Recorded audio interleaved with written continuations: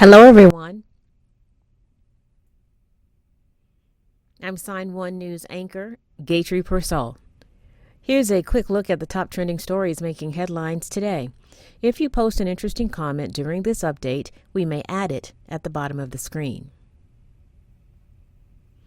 On Tuesday, the Food and Drug Administration's vaccine advisors voted 17-0 to recommending Pfizer's COVID-19 vaccine for 5 to 11-year-olds, ruling that benefits of giving children the shot are greater than the potential risks.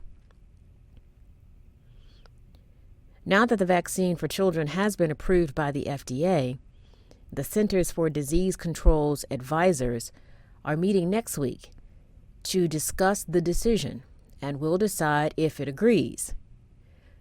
If they do, vaccines for children could start a few days later.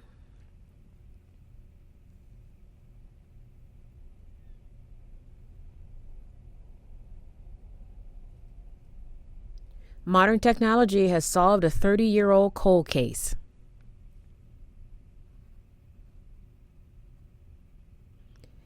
In 1991, a newborn baby was found in a trash can in Nags, North Carolina.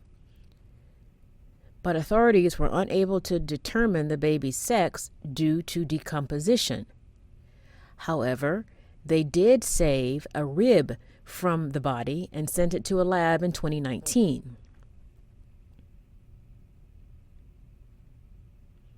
Now, 30 years later, DNA has led them to 54-year-old Scott Gordon Poole and his wife, 51-year-old Robin Lynn Byram. They've both been charged with concealing the birth of a child, and they're now being held in jail for $250,000 bond each.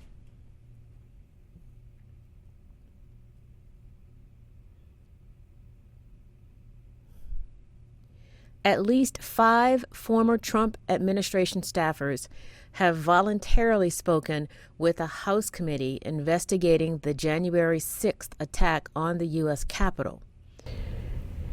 The committee wants to learn more about the actions of the former president and his supporters leading up to the riot. Other former staffers have declined the request or not responded at all. And the committee has also reached out to 2 top officials from the Trump-era Department of Homeland Security.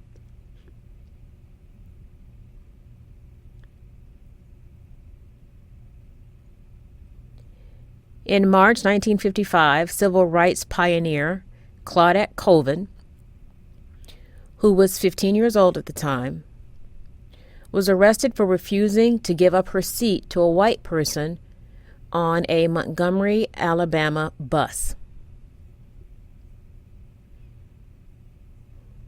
She was later arrested and convicted for violating the city's segregation law and for assaulting a police officer.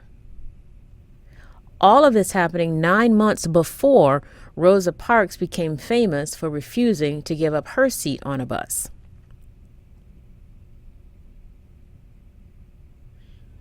Colvin, now 82 years old, has filed a motion in court asking that her conviction be sealed, destroyed, and erased from her records to show the generation growing up that progress is possible and things do get better, and to inspire them to make the world better. The district attorney says he is supporting Colvin's motion to clear her name and her reputation.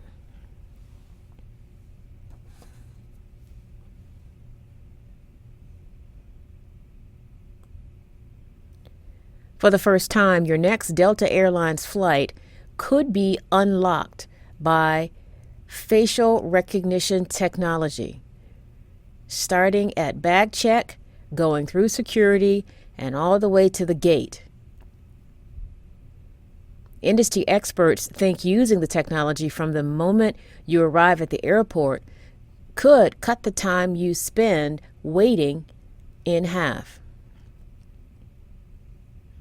The trial runs will start at Delta's busiest city, Atlanta, with passport and visa photos in a federal database compared with your live photo. And the TSA insists that file is immediately destroyed as part of security from cyber threats and hacks.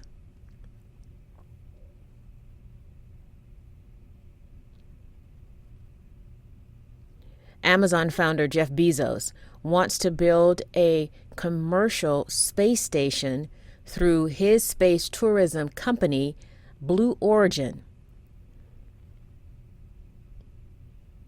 It would be nearly as big as the International Space Station and used for science experiments, in-space manufacturing, even vacation getaways. The company plans to work alongside startup company Sierra Space to make the space station a reality, but it will likely cost in the tens of billions of dollars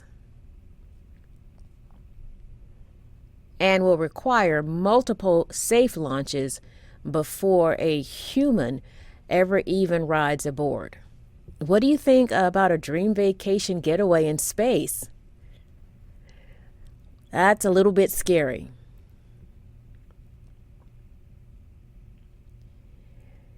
In just a few days, either the Atlanta Braves or Houston Astros will win the World Series. If the Astros win, Jim Mattress Mac McIngvale will take home a whopping $35.6 million. McIngvale placed a $2 million bet on the Astros at a Las Vegas casino back in June, and if he wins, it would be the largest single payout on a bet in U.S. history. But McIngvale is not off to a good start. The Braves won Game 1 of the 7-game series Monday night.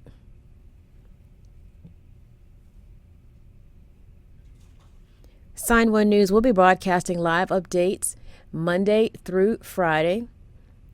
Then this Saturday at 6 p.m. Eastern Time, join us for a live panel of diverse guests to discuss the hot topics of the week. Be sure to post your thoughts and comments at any time during any of the live shows, and we might even share your comment. A big thank you to our Sign1News app supporters. You help make this broadcast happen. You can download the Sign1News app by heading to the App Store or Google Play Store on your smartphone. You can also watch on Apple TV, Apple Watch, Amazon, and Roku. Have a wonderful day.